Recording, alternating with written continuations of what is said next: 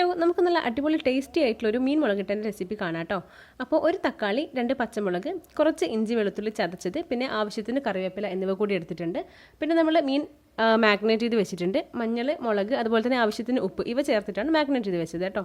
പിന്നെ തിളച്ച് വരുന്ന വെളിച്ചെണ്ണയിലേക്ക് ആവശ്യത്തിന് കുറച്ച് ഉലുവ ചേർത്ത് അതൊന്ന് ബ്രൗൺ കളറാകുമ്പോൾ പിന്നെ നമുക്ക് കടുക് കൂടെ ചേർത്ത് കൊടുക്കാം കേട്ടോ. ഈ കടുക് ഒന്ന് പൊട്ടുന്നത് വരെ നമുക്കൊന്ന് വെയിറ്റ് ചെയ്യാം.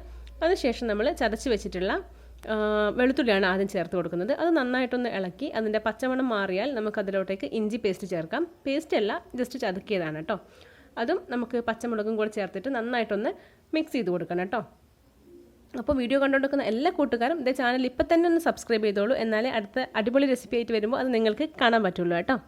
അപ്പോൾ ഞാൻ അതിലോട്ടേക്ക് ആവശ്യത്തിനുള്ള കറിവേപ്പില കൂടെ ചേർത്തിട്ട് ഒന്ന് ഇളക്കി കൊടുക്കുന്നുണ്ട്. നെക്സ്റ്റ് നമുക്ക് ലാസ്റ്റ് ഐറ്റം ആയിട്ടുള്ള തക്കാളി ചേർത്ത് കൊടുക്കാം കേട്ടോ. അപ്പോൾ തക്കാളി ചേർത്തിട്ട് നമ്മൾ എന്ത് ചെയ്യണമെന്ന് വെച്ചാൽ തക്കാളി ഒന്ന് ഉടഞ്ഞ് വരുന്നത് വരെ നമ്മളൊന്ന് വെയിറ്റ് ചെയ്യണം. ജസ്റ്റ് നമുക്ക് അവിടെ വെക്കാം.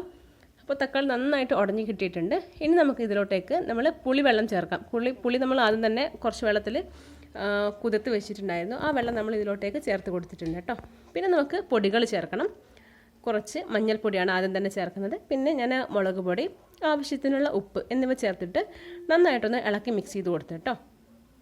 സിമ്പിളാണ്, നല്ല ടേസ്റ്റിയാണ് കേട്ടോ. ഞാൻ ഇന്നലെ ഓൾറെഡി ഒരു റെസിപ്പി കാണിച്ചിട്ടുണ്ടായിരുന്നു. ഇത് അതിൽ നിന്നും കുറച്ച് സെപ്പറേറ്റ് ആയിട്ടുള്ള വേറൊരു റെസിപ്പിയാണ് കേട്ടോ.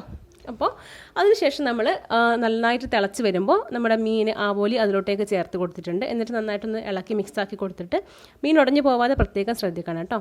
നമ്മളൊന്ന് വെയിറ്റ് ചെയ്യുന്നുണ്ട്. അപ്പോൾ നന്നായിട്ട് ഇതിങ്ങനെ തിളച്ച് കുറുകി വരും കേട്ടോ. നല്ല അടിപൊളി, ആ ചാറ് തന്നെ കൂട്ടിയിട്ട് നിങ്ങൾക്ക് ആവശ്യത്തിൽ കൂടുതൽ ചോറ് തിന്നാൻ പറ്റും. അത്രക്കും ടേസ്റ്റുള്ള ഒരു മുളകിട്ട മീൻ കറിയുടെ റെസിപ്പിയാണിത്. ഒരു തവണയെങ്കിലും നിങ്ങൾ മസ്റ്റായിട്ടൊന്ന് ട്രൈ ചെയ്ത് നോക്കണം. സത്യം പറയാലോ നല്ല ടേസ്റ്റാണ് കേട്ടോ. അപ്പോൾ എല്ലാവരും ഒന്ന് ട്രൈ ചെയ്ത് നോക്കണേ. അപ്പോൾ ഇത്രയേ ഉള്ളൂ. Thank you. അപ്പോൾ വീഡിയോ കണ്ടുകൊണ്ടിരിക്കുന്ന എല്ലാ കൂട്ടുകാരും എൻ്റെ ചാനൽ സബ്സ്ക്രൈബ് ചെയ്യണേ. Thank you.